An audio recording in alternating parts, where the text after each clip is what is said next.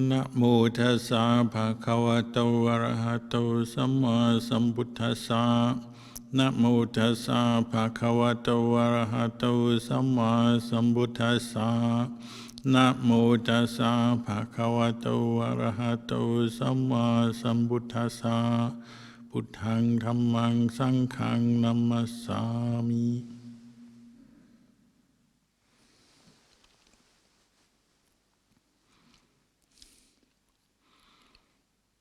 And blessings and good evening to everybody.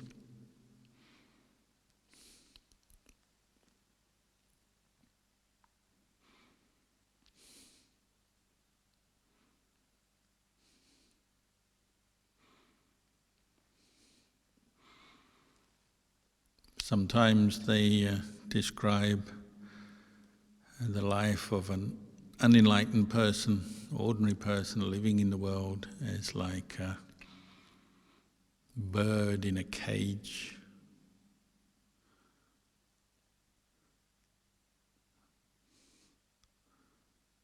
As a person living in the world, if we are to follow the footsteps of the Buddha, then we might be looking for a way out of this cage through training the mind to see the truth and see particularly the truth that craving and clinging leads to suffering. So abandoning craving and clinging will end suffering, the suffering of being trapped in the world. But humans tend to spend less time looking for a way out of the cage and more time decorating the cage, making it look as good as they can and as comfortable as they can. So even if it's a golden cage, jewel-encrusted cage with the best furnishings and trappings, still a cage. You might say at this time of the pandemic, the cage is looking a little bit faded, but it's still a cage. Some of the limits of the cage are becoming more apparent maybe to people. And so there's a little bit more interest in meditation and spiritual practice, beginning that search for looking for a way out. One of the ways the Buddha described this experience of being bound up with the world or tied down or we say fettered to the world. It's one way he described it. We have fetters, mental fetters. And he talked about there being 10 fetters that tie us to the world and to suffering. The first 3 are probably the most important because they're the first ones that one has to investigate and abandon on the path to enlightenment. So that's Sakkaya Ditthi, the basic wrong view that there is a self, that these 5 khandhas, this body and feelings, memories, thoughts, sense consciousness are a self, or somehow related to a self. They're within a self or belong to a self, but it's the basic wrong view that they're me, mine, myself. The technical term ahangang, mamangang, me, mine, belonging to me. This body is me, it belongs to me. My thoughts are me, belong to me. This is a fetter that comes from delusion, wrong view, fed by craving and clinging, attachment. And the second fetter is vicikiccha, skeptical doubt. Doubt about, going back to the cage, doubt that there is a way out of the cage, and doubt about what the way is, whether it's even possible to get out of the cage, And if it is, well, which route do you take? And that kind of skeptical doubt. So doubt about the Buddha, the Dhamma, the Sangha, the truth, the efficacy of the practice of the Noble Eightfold Path. Doubts about the possibility of liberation from attachment, clinging and suffering, from the world. Doubts about our own ability to do that, to practice. Doubts about the best way to practice, the right way to practice.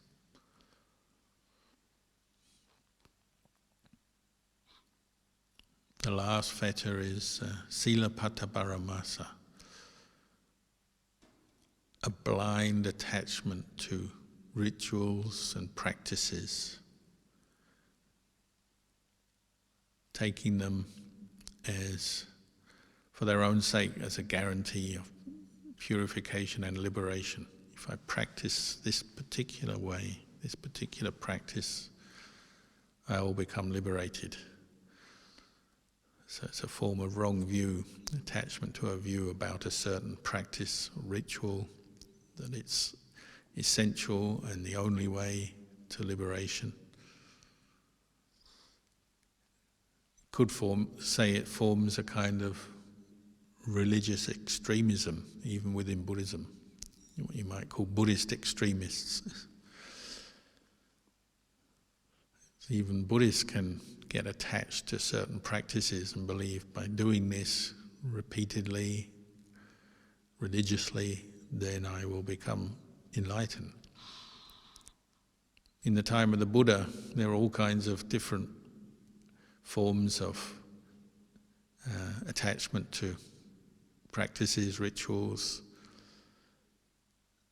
There was sort of the interesting ones and the ones people tend to remember, things like the dog duty ascetic, so people who imitated dogs, believing that they would liberate themselves from the round of birth and death and karma by a form of extreme, you might say, self-torture, because to behave like a dog, literally imitate a dog, means you walk around on all fours, eating your food off the ground. Not a very pleasant way to live, but it was a practice they somehow believed would liberate their mind from attachment. Or standing on one leg was another one. Pushing oneself to an extreme, self-mortification, self-torture, the painful way of self-harm, but without wisdom. The whole point of blind attachment to rituals, practices, is that there's no wisdom functioning. One isn't able to see them beyond attachment to that particular practice. One's unable to reflect on it to see whether it will really liberate one, what the results are of the practice, whether it's helping one to be more peaceful or increasing one's suffering, whether one is becoming wiser or more bound up with the practice, that particular practice, more attached to it, more deluded. And that's actually one way we assess our practice in all its aspects. Even if we're not imitating a dog, whatever way we're practicing, we can reflect, is this practice leading to more wisdom and understanding, more peace of mind? Is it reducing craving and clinging? So is it reducing greed, anger, delusion from my mind, or is it increasing it? That's we say the proof of the practice. Is my mind becoming more liberated? It may take a while, so how fast, how slow, that depends on things, but are these practices that I do and the attitudes I hold and my understanding, is it leading to liberation, or is it binding me up more with the world, leading to more suffering? That's how we reflect. So Sila Pata Paramasa is reduced and abandoned by developing correct view, Sammaditthi, correct understanding, by wise consideration of what one is engaged with, the practices that one holds to. So it breaks through by wisely reflecting with mindfulness and reflection and clear comprehension and wisdom. One can break through, say, superstition. It's another form of Silappata Paramasa, isn't it? We believe that some supernatural force or spiritual force will somehow liberate us or help us out of our suffering. It's a very common one, and many Buddhists will hold to that. And they make offerings hoping for the benefit, maybe of heavenly rebirth or maybe something more immediate to get what they want. So there's many people I know who are the child of a famous Buddha statue in Thailand. Lumpur Soton is one of the most famous Buddha statues in Thailand, and many Buddhists who are infertile couples will go there and make offerings and pray and meditate and ask for a baby from Lumpur Soton. And quite often their wishes seem to be met. Not long after that, things work out for them, and the wife gets pregnant and the baby is born. And the baby, once they grow up and they're told the story, they proudly announce, "I am the child of Lumpur Soton." Whether it was Lumpur Soton, or maybe it was just the good karma of making merit, or maybe the good feeling and the good state of mind coming from doing that particular ritual, that's to be considered. But it's just an example of how even Buddhists, we become very superstitious and cling to certain rituals, hoping to get what we want, basically. And we make bargains. We negotiate and make bargains with the deities and the gods, as do people in other religions and other walks of life. So if I do this, then I want to get that in return. And sometimes very extreme things. So I remember visiting Malaysia a few years ago and talking to one Theravadan monk who lives there, who seemed to be a very kind and wise old monk, and he was telling me the monastery he lived in came about because he was chased out of the previous monastery he had lived in, because on a particular festival day a lot of the devotees in that monastery wanted to perform a sacrifice to the devas, the gods, of killing animals, chickens and pigs and things. So these are Buddhists or Buddhist people, but still into animal sacrifice to keep the gods happy so they could get what they want. Good for business, good for health, good for this, good for that. And the monk, being a devoted follower of the Buddha and trying to keep the Vinaya, and particularly Theravada Vinaya, quite strict, he said, we can't do this, we can't sanction killing animals. It's not what the Buddha taught. The Buddha taught us to keep the first precept, panati patayu, to undertake to refrain from killing or hurting living beings. I can't agree to this. And they said, well, if you can't agree, then you can leave. So they actually made him leave the monastery because he wanted to keep the first precept, and out of compassion for animals, didn't want them to die. So he was made homeless, which is all right for a monk because we're homeless from day one anyway. And some people felt sorry for him and thought this was not fair, not right. So they got money together and built him another monastery out of faith in his good standard of practice, which is where he lives today. So even Buddhists can get caught into asking things from the gods, lucky numbers. And it's not just Asian Buddhists who want lucky numbers from monks. They come and ask you, did you dream about anything last night? Or how old are you? But everyone all over the world has their lucky number, don't they? My sister's lucky number is 13 because she's born on the 13th. So even 13 can be a lucky number or an unlucky number depending on your belief. But the more we attach to these things, even though sometimes it's just a bit of fun, it's laying the grounds, the seeds for Silapata Paramasa in all its different forms. So beliefs, views that are not founded on wisdom and understanding. Sometimes it's just hearsay. So now we're getting a lot of COVID, Silapata Paramasa. You take this medicine and you'll be protected from COVID. Or if you've got COVID, take this medicine and you'll recover. So science isn't immune from Silapata Paramasa.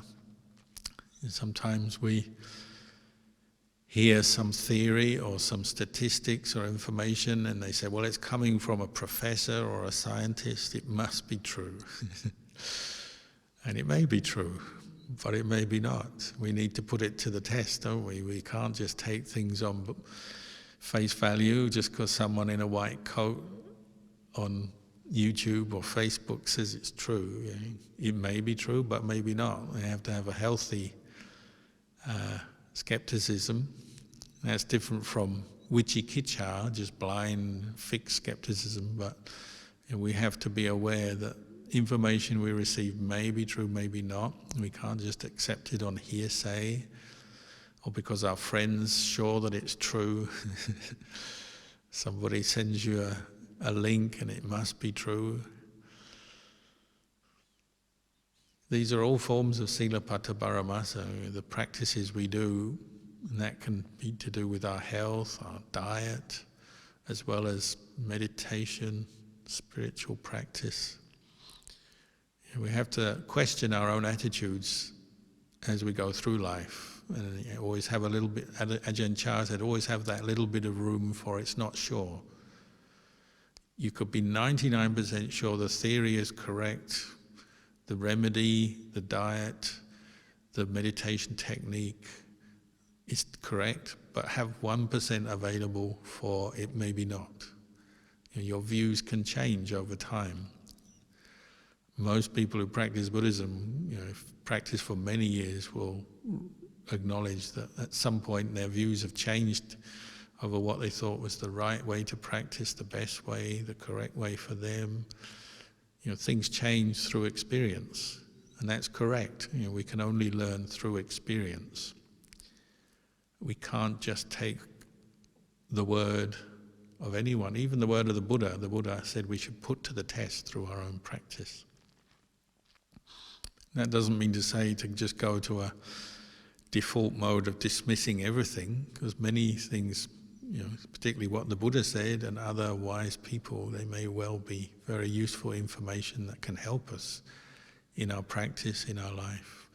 But we should still have that 1% of uncertainty so that we can assess through our own experience and look and learn and observe.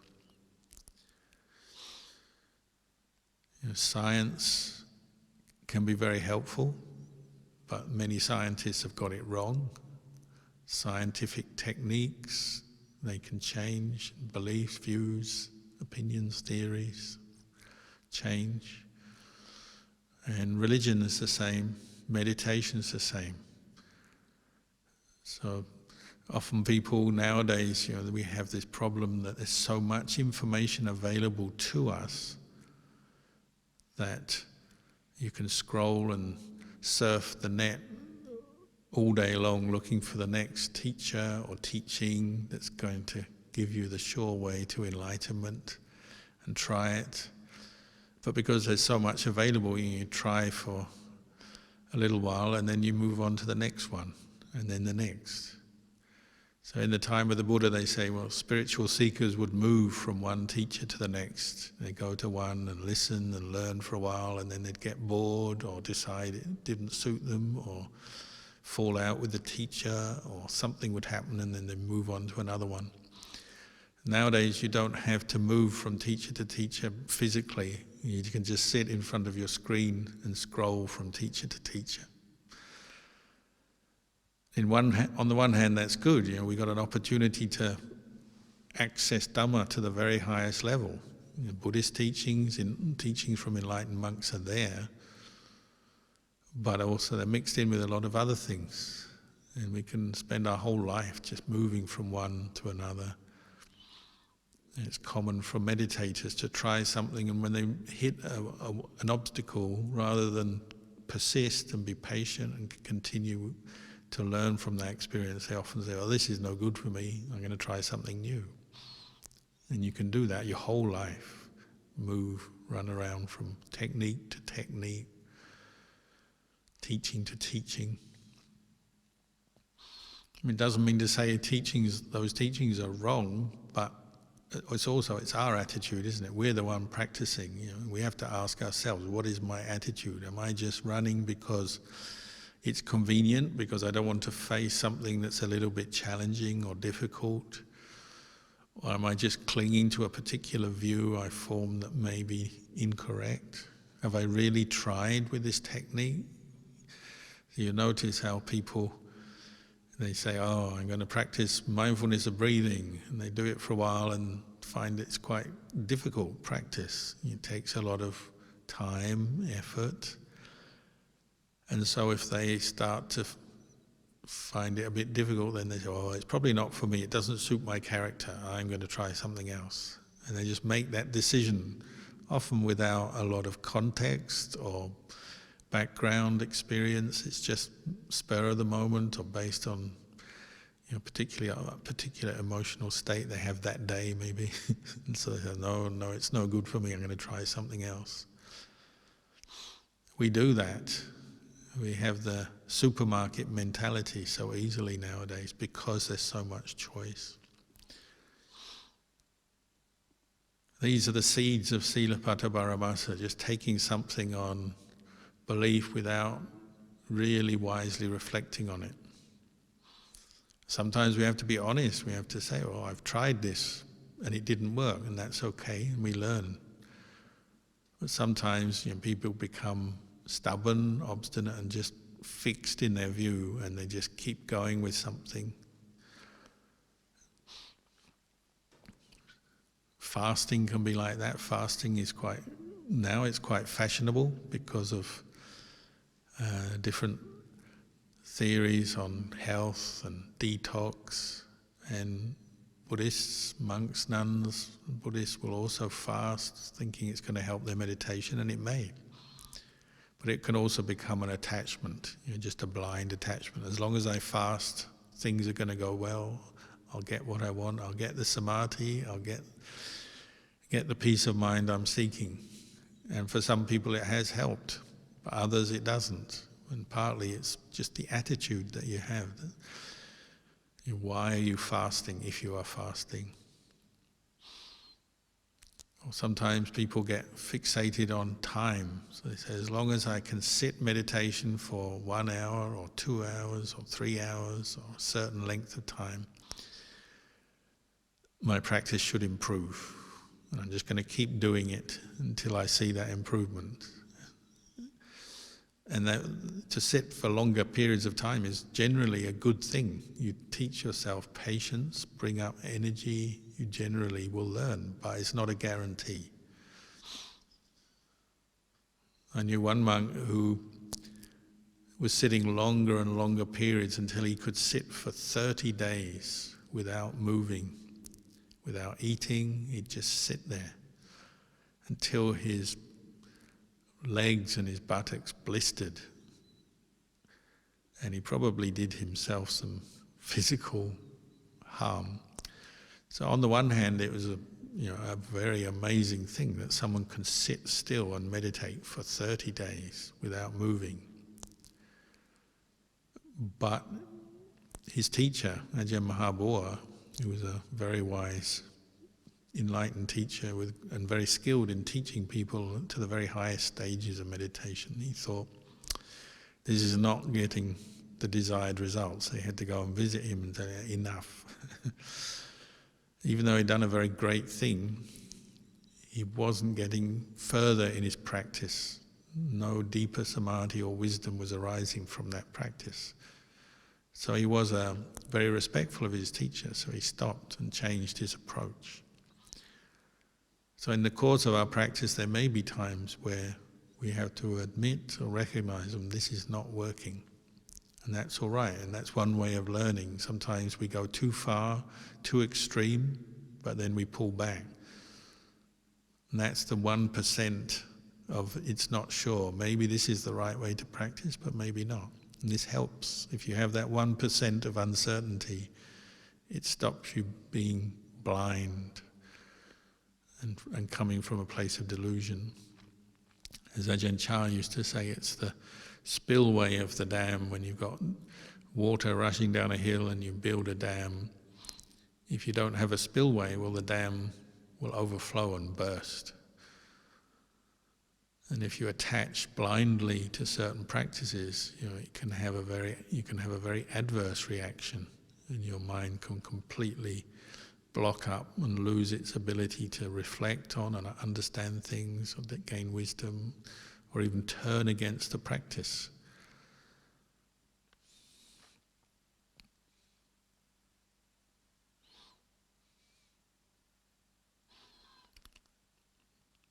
So these three fetters, Sakkaya Ditthi, Vicikicca, Silabbata Paramasa, they're areas to reflect on in our practice, because they're the first fetters that we have to abandon, to enter the stream, to develop correct view and the path, the Eightfold Noble Path, and bring that path to fruition on the level of, we say, a stream enterer, one who's entered the stream, Sotapanna, is one who has entered the stream of the Eightfold Noble Path, and they abandon these three fetters at that time. A few years ago I was in Thailand at Ajahn Chah's monastery on the anniversary of his death, where they have a retreat every year, 16th of January. And just by chance I was talking to some lay people I know for many, many years, and one of them said, Ajahn, I want to make an offering on this auspicious occasion. It's Ajahn Chah's anniversary. And I was staying in the monastery, Ajahn Chah's monastery. I want to make this offering. And he offered me some medallions with pictures of enlightened teachers on them. Quite large, good-looking medallions. And I said, oh, what's this? Ajahn Chah never used to make medallions. And he said, this is a medallion blessed by Ajahn Chah. I said, but Ajahn Chah didn't encourage people to attach or cling to medallions, because it can become one of those just blind, clinging to spiritual objects, power objects. And the man said, oh, but they have such a good story to them. And I noticed some of the medallions were actually black and tarnished. Half of them were sort of black, the other half was bronze colour.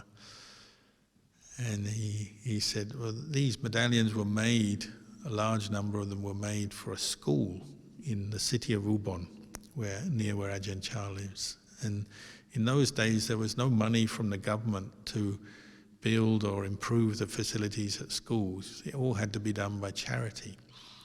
So this school, they had a plan to raise funds by having a big ceremony and inviting many good monks, and there were many good monks around, forest monks, enlightened monks like Ajahn Chah, Ajahn Fun was another, and a number of different very well-known forest masters were invited for this blessing ceremony.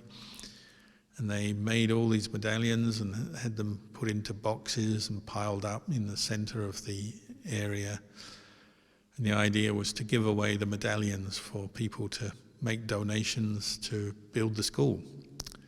I think even Ajahn Chah thought it was a good idea, a good cause to help kids with their education, because money was scarce. So he went along, and during the blessing ceremony, it wasn't a rainy, stormy day. The monks were chanting and meditating, blessing the medallions, and there was a clap of thunder and a bolt of lightning came out of the sky, completely out of the blue, and was directed right down on the pile of medallions. So half of them got frazzled and ended up with these black burn marks on them from a bolt of lightning. So it was a very unique, unusual experience. Of course, everyone said, oh, this is the auspiciousness of the occasion and the power of these great monks' blessing. And it may have been, or it may have been just a freak electric storm. Causes and conditions, the heat, the wind, the temperature, the moisture, whatever has brought that to happen maybe.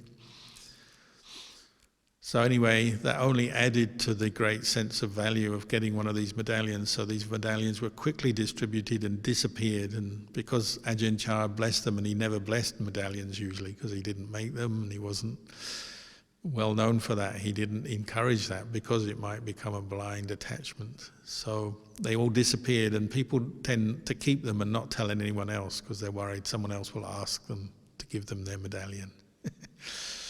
So they were all kept in secret throughout Ubon and other parts of Thailand. And then at this occasion, this man decided to give me a few of his that he'd kept because he'd come into some of them. And so he offered them to me, and I'm very happy to accept because, medallion can be a useful thing where you recollect the Buddha, the Dhamma, the Sangha. It doesn't just have to be a blind attachment. It can just be something that you, like a Buddha statue, like behind me there's a Buddha statue. You don't have to blindly attach to it, as some people will, but you can also just use it as a skillful means to recollect the qualities of the Buddha or the Dhamma or the Sangha.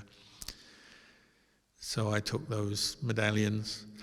Someone nearby, who I wasn't talking to, but as I was walking away, they said, Ajahn, do you know I've got one of those as well? I said, oh, lucky you. And they pulled it out, they had it hanging around their neck, and they said, I've had this around my neck for like 30 years, but I never tell anyone.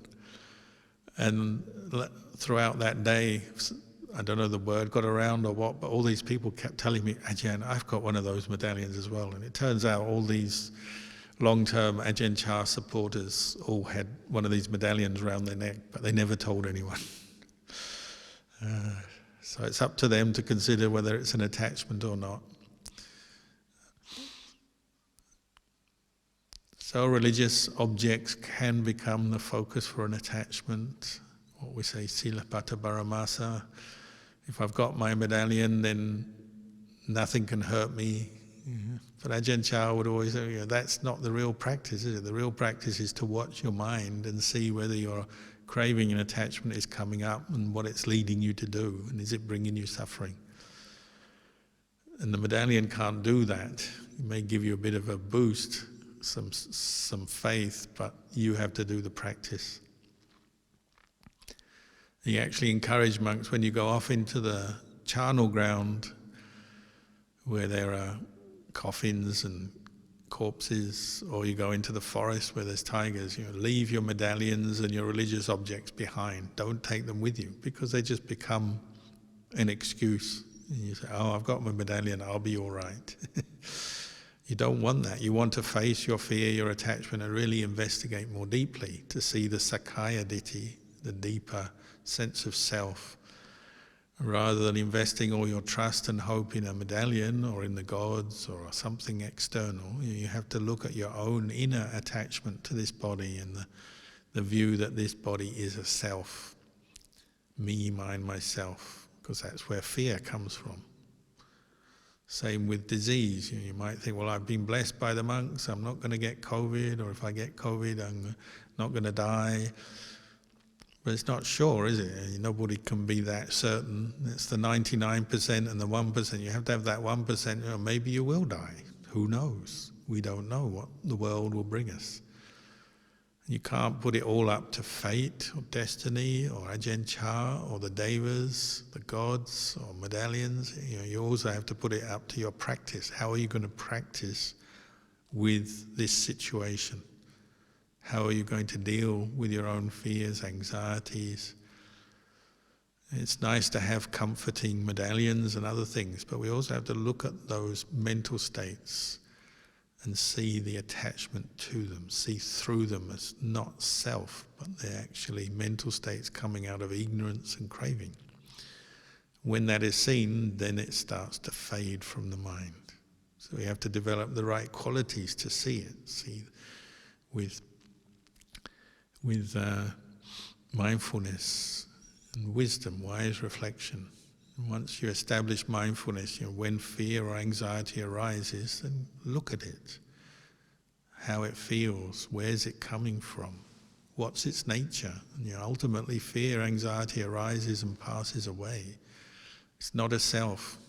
If it was you, it would be there all the time, but it's not. One moment we're afraid, the next moment we see something we like, and we forget all about it. It comes and goes according to the conditions. And this is what the Buddha was teaching us, to develop the qualities of the path, the mindfulness, the wise reflection, to look deeper into this sense of self, or what we call Sakkaya Ditthi. And when you start to dismantle the sense of self, then the sense of self starts to disperse, disband, fade, separate. And then it doesn't mean to say you have to throw away your medallions. It just means you understand your relationship, that they are just bits of metal, and that the important thing is your mindfulness, wisdom, and the virtues you're developing through your practice. The good karma you make supports your insight. And that comes from you, and this is coming from your practice.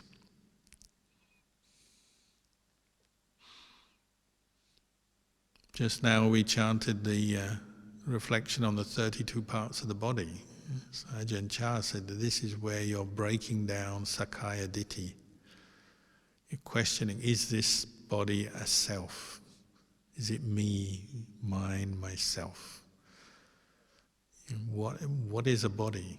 It's made up of these 32 parts, and each individual part, is it a self? And you run through them with your mind, contemplate them, visualize them, separate them out. Where is the self in that? Is there anything you could say is a lasting essence in your hair? You shave your hair, or we do anyway, you cut your hair or it falls out. Where's the self in that? It's gone, isn't it? How much hair have you had in this life since you were born to this day? It's all gone. You don't even know where it's gone. It's gone into the bin or swept onto the floor or out in the forest. There's no self in that hair.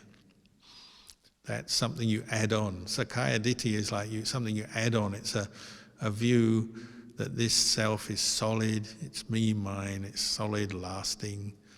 But that's a view, a belief, you could say a superstitious belief that you add on. It's not actually what's there to start with. To start with, there's just the 4 elements, earth, air, fire, and water.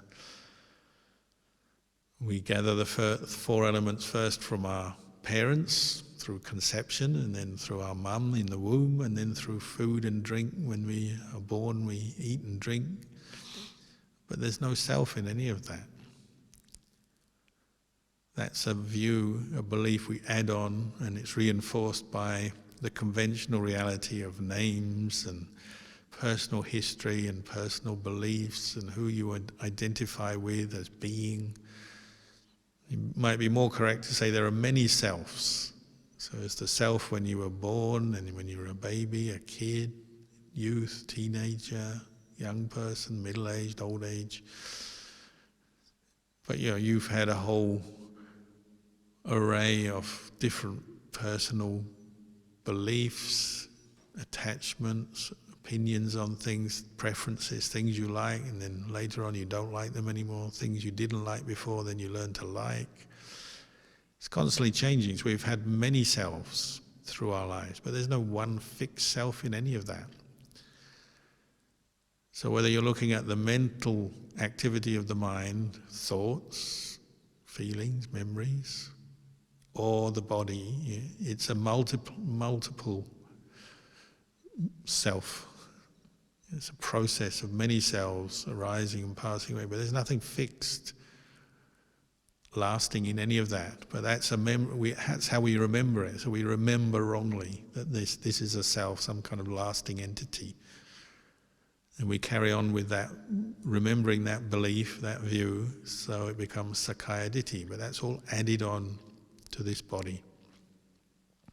So we have to unpack it through investigation, developing mindfulness and wisdom, and using simple techniques like this, contemplating the 32 parts to challenge that sort of view we've been holding on to.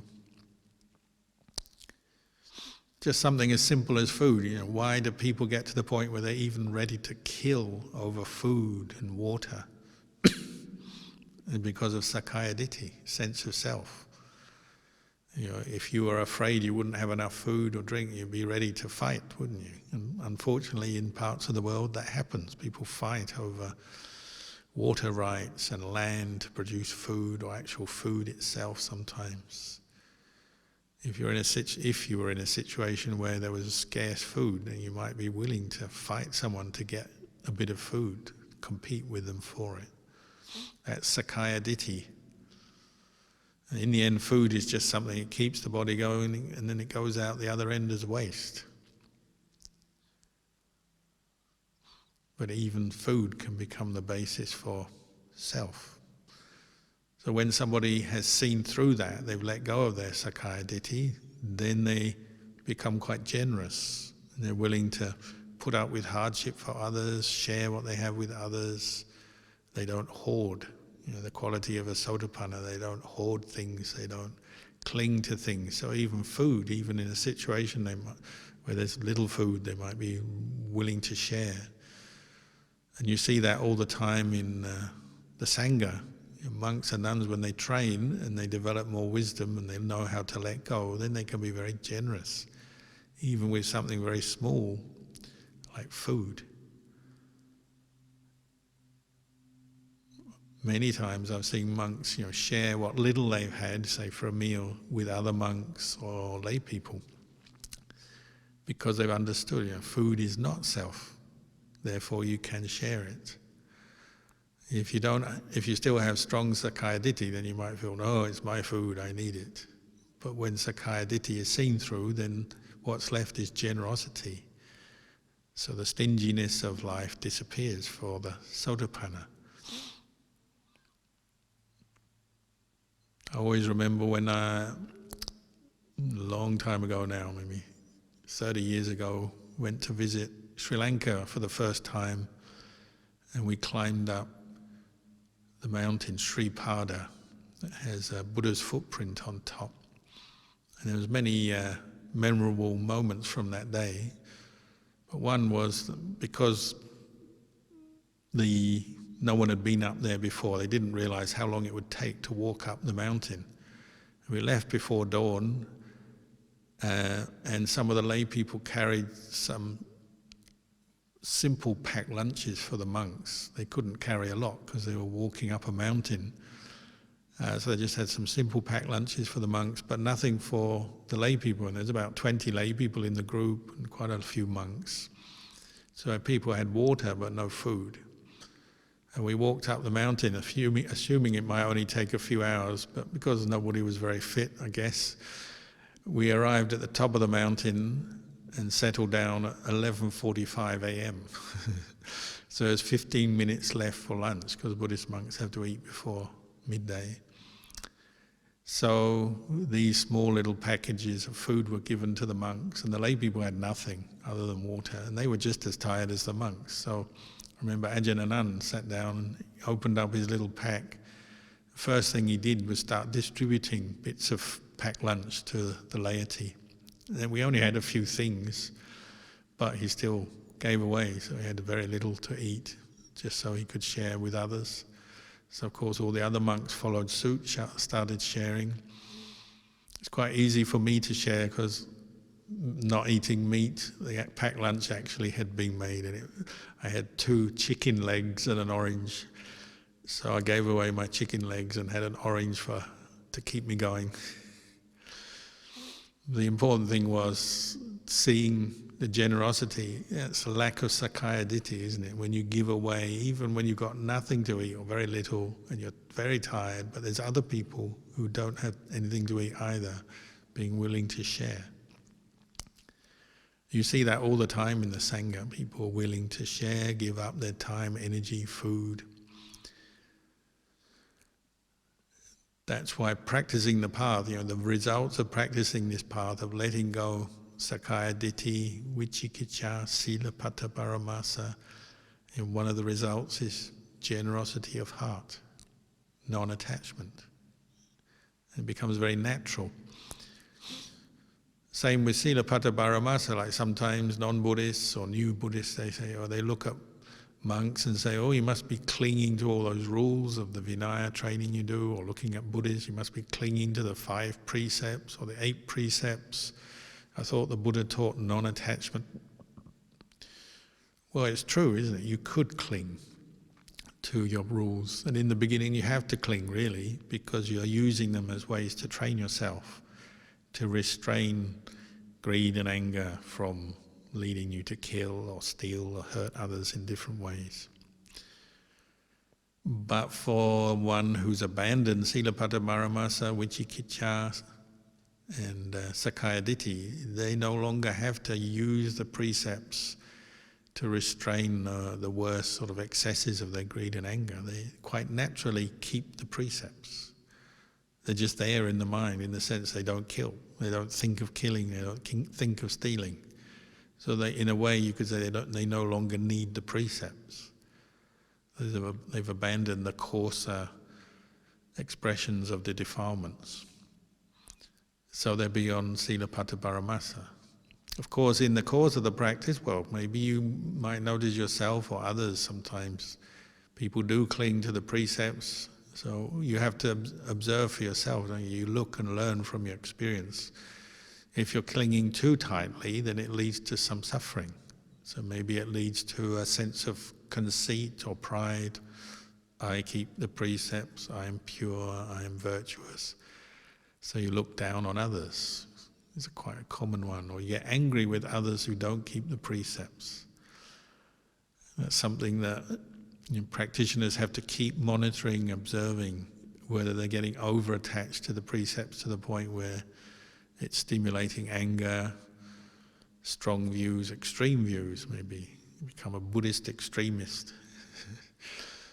So if someone else is not keeping the precepts, you really are down on them, always thinking badly of them, getting angry with them, upset with them. That may be coming from your attachment to your own precepts.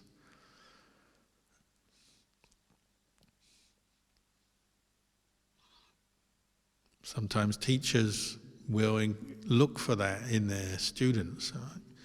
It's a famous story. Ajahn Mahabua once took on a precept. It wasn't one of the 5 precepts. It's what we call a Tudonga precept, where you take on a specific ascetic practice to train yourself in letting go.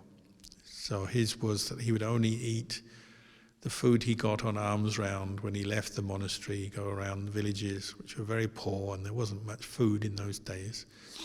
When he came back to the monastery, he wouldn't eat any of the food that lay people brought to the monastery, which is often more and better quality than you'll get on alms round. So monks will do that practice for periods of time to teach themselves just to be simple, easy to look after. So he was doing that. But his teacher Ajahn Mun thought maybe he might be attached to his sense of purity from doing that very difficult, tough practice. So one day on the way back to the monastery, Ajahn Mun went up to Ajahn Mahabua and opened his bowl and put a bit of food from Ajahn Mun's bowl into Ajahn Mahabua's bowl, which is normally something you don't do. You don't receive food from other sources because you just eat what you'll get in your bowl from the laity. But because it was his teacher, he agreed. And he said, maybe Ajahn Mun was just testing to see how attached I was to this particular practice.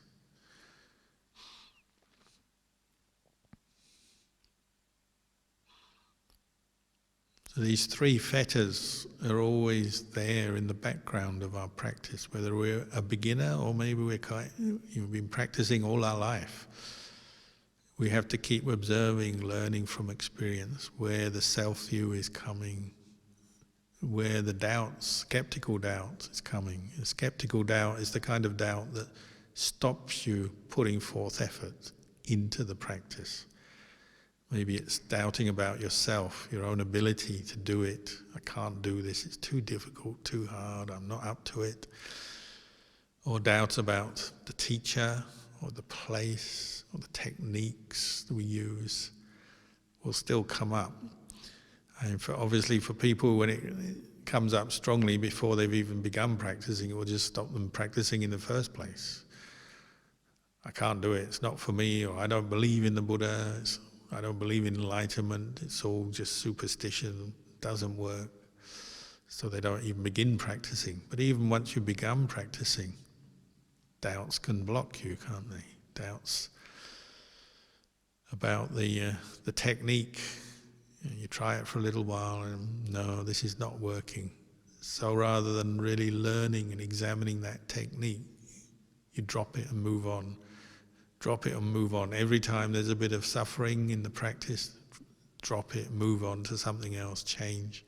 So never get really very deep into the practice. So we have to learn to investigate doubt, recognize it, and sometimes the only way to deal with it is just keep practicing. And doubts may arise, but you notice them. You say, okay, I've got a doubt, but I'll keep practicing and see. I mean, eventually you may come to a conclusion what you're doing is not right, or not the right meditation technique, or so on. I mean, that may be a reasonable conclusion after wise consideration and investigating it. But often we're too quick to jump to conclusions, aren't we? So slightest little bit of pain, oh, this meditation technique's wrong for me, and too much pain. Too difficult, my mind is all over the place. How many people tell me they can't meditate because their mind is all over the place and thinking too much, so they're going to stop. Really, they're just doubting in their own ability, so they're finding excuses not to press on and keep practicing. And it can happen at any time, can't it? You wake up in the morning and you think, I should meditate, but because you feel tired or achy or it's cold, and you say, oh, I can't do it. But if you press on, go over that doubt, oh, maybe the doubt disappears and you actually become quite peaceful after a while and you realize it was just a doubt. You can have doubts about renunciation, about precepts, about meditation techniques. But if you continue practicing, often those doubts will fade through experience.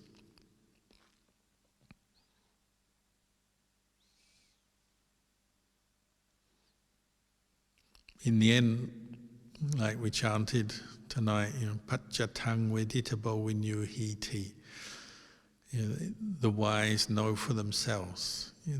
Ultimately, any realization or understanding in the Dhamma practice comes through your own efforts and you experience it for yourself.